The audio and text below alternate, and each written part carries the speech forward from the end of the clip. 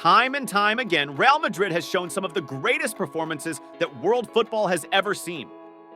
Even when they've not been so good at all, but still pulling the victory out of nowhere. It happened again in the most recent matchup, when Real Madrid defeated the best team in the world, Manchester City, breaking their 6-year-long unbeaten UCL home record. What's even more surprising is that this team managed to pull it off without their 2 starting center backs, a true central defensive midfielder, and even without a true number 9. All of that with a third-choice goalkeeper, Lunin, who stood out as the best man on the field. The question that arises out of this is, how does Real Madrid pull off the most impossible comebacks with little to no hope at all? Is there a pattern in these comebacks? And if there's a pattern, then what the hell is it? In this video, we wouldn't just be diving into any tactical analysis, but also looking deep into the mental resilience of every typical player that dons the iconic white jersey. Reason 1, flexibility of play and tactics. One of the core and crucial elements of Real Madrid's consistent success comes down to how quickly they adapt. They're not stuck onto one system unlike their eternal rivals Barcelona, but present a whole different approach to the style of play. Consider the 2024 season, they were counted amongst the best offensive teams in the world, but not so sound defensively.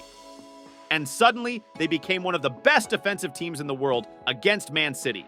And we're talking about the penalties, and we talked about Bellingham, and we all know that he is that glue to that team. He will link the midfield to the 2 strikers. But Carvajal, sorry, you took a yellow straight away in the game. You have to defend the whole night on Grealish. Then Jeremy Doku.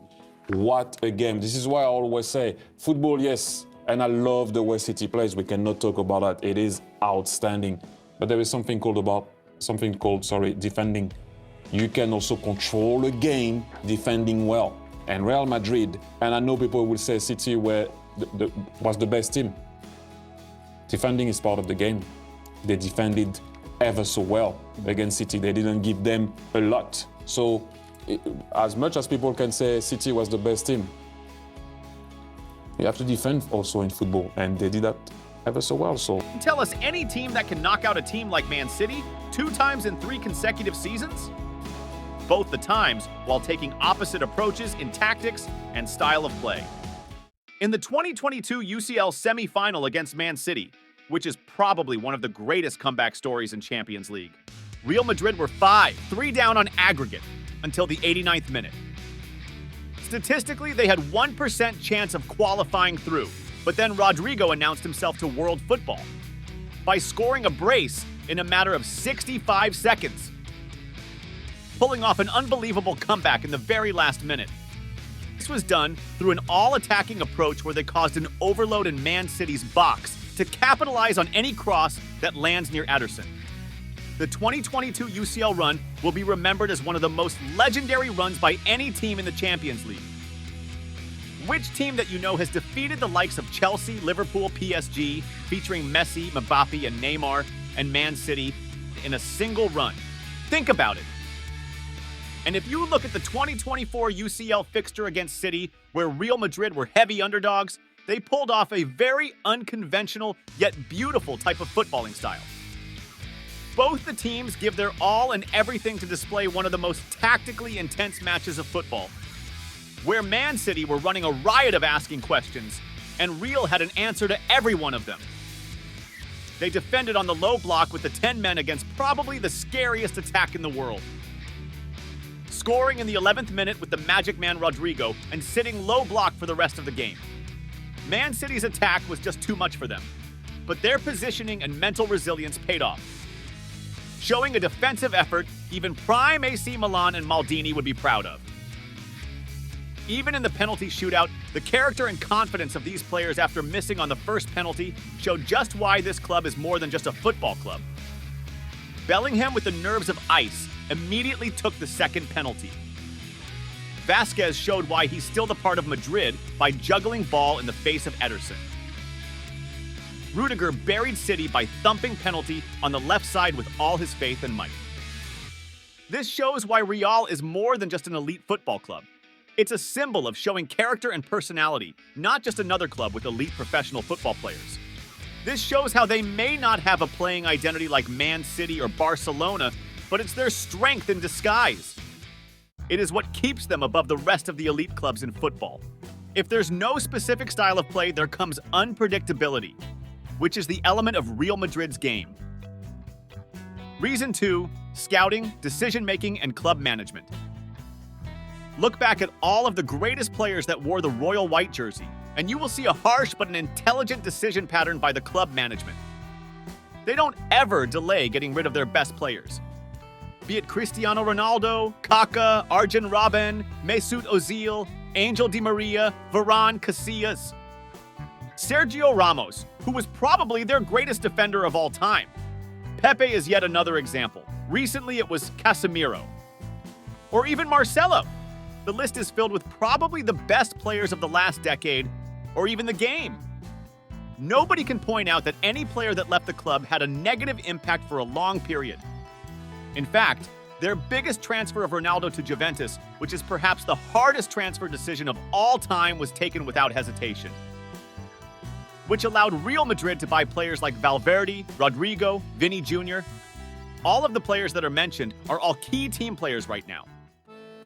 About 60 years ago, the club's greatest legend, Alfredo Di Stefano, left the club in 1964, and just 2 years later, they had gone on to win a European Cup again. Although the reason for him leaving was his age, which was 38 at the time. Reason 3, the change of guards. What's unique about Real Madrid is they always keep what Thierry Henry likes to call as guards, who make sure to let the next squad know what it is exactly to be playing for Madrid. He's now and do at the right time. There's one thing that you have to give them a lot of credit for, is the ability that they have to make sure that they build the team with keeping some of the old guards with them to make sure that they can explain to the guys coming, the young guys coming, what Real Madrid is. One thing that they do ever so well is they know when to get rid of players. It was time for Ronaldo. It was time for Casemiro. It was time for Ozil. Time for Varane. If you think about those three, Modric, Kroos, and Casemiro, they sold the youngest one. You would like to think, why would you sell the youngest one?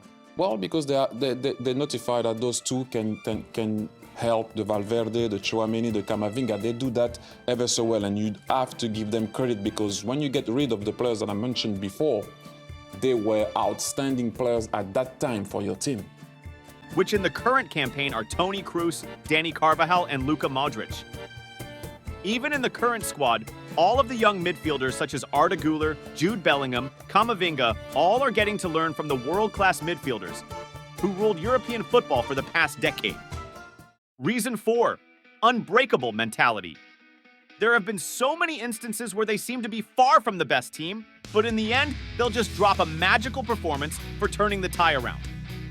At this point, scoring stoppage time winners is just another signature move for Real Madrid players, be it Cristiano, Sergio Ramos, Benzema, Rodrigo, Vini Jr., or even the new English sensation Jude Bellingham.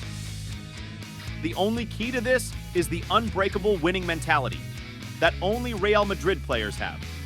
But what truly sets Real Madrid apart is the individual quality and mental resilience that oozes from the squad.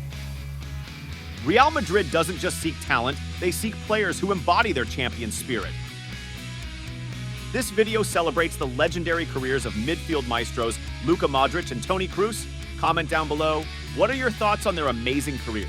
And hey, don't forget to subscribe, as we will bring you the story of this Turkish wonder kid, Arda Güler, coming up next.